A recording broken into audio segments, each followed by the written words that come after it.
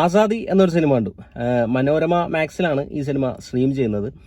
ജോ ജോർജാണ് ഈ സിനിമ സംവിധാനം ചെയ്തിരിക്കുന്നത്. ശ്രീനാഥ് ബാസി, ലാല്, വാണി വിശ്വനാഥ് എന്നിവരൊക്കെയാണ് ഈ സിനിമയിലെ പ്രധാന കഥാപാത്രങ്ങളെ അവതരിപ്പിച്ചിരിക്കുന്നത്. അപ്പോൾ സിനിമ എങ്ങനെയാണെന്ന് വെച്ച് കഴിഞ്ഞാൽ ഒരു വാച്ചബിൾ മൂവി, ജസ്റ്റ് ഒന്ന് കണ്ടു മറക്കാവുന്ന ഒരു സിനിമ, അത്രേ ഉള്ളൂ. അപ്പോൾ ഈ സിനിമയുടെ പ്ലോട്ട് പറയുകയാണെങ്കിൽ ഇതിലെ നായിക കഥാപാത്രം ഒരു കൊലക്കേസ് പ്രതിയാണ്.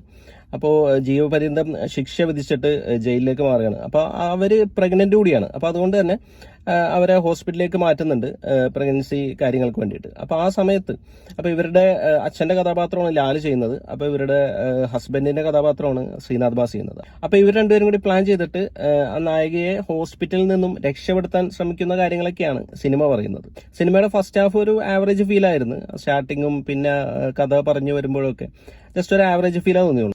സെക്കൻഡ് ഹാഫിലേക്ക് വരുമ്പോൾ സിനിമ കുറച്ചും കൂടി ഒന്ന് ഇൻട്രസ്റ്റിംഗ് ആവുന്നുണ്ട്. അപ്പോൾ കുറച്ച് എൻഗേജിംഗ് ആയിരുന്നു ഫിലിം. അപ്പോൾ നമ്മൾ ഇതുവരെ കണ്ട കഥയല്ല പിന്നെ കാണുന്നത് എന്ന പോലത്തെ കുറെ ട്വിസ്റ്റുകളും കാര്യങ്ങളൊക്കെയാണ് ഈ സിനിമയുടെ ക്ലൈമാക്സിലുള്ളത്. അപ്പോൾ ക്ലൈമാക്സ് എനിക്ക് അത്ര വർക്കായില്ല. ക്ലൈമാക്സ് ഭയങ്കര സംഭവമൊക്കെ ആയിട്ടാണ് അവർ കാണിക്കുന്നത്. പക്ഷെ ഒരു ക്ലാരിഫിക്കേഷൻ കുറവ് പോലെയൊക്കെയാണ് എനിക്ക് തോന്നിയത്. പെർഫോമൻസ് വൈസ് കുറച്ച് ബെറ്റർ ആയിട്ട് തോന്നിയത് ലാലിന്റെ പെർഫോമൻസ് തന്നെയാണ്. ശ്രീനാഥ് ബാസി ഓക്കെ ആയിരുന്നു, പക്ഷെ ഒരു എബവ് ആവറേജ് പെർഫോമൻസ് എന്നല്ലാതെ ഒരു ഗംഭീര സംഭവം ഒന്നും തോന്നിയൊന്നുമില്ല.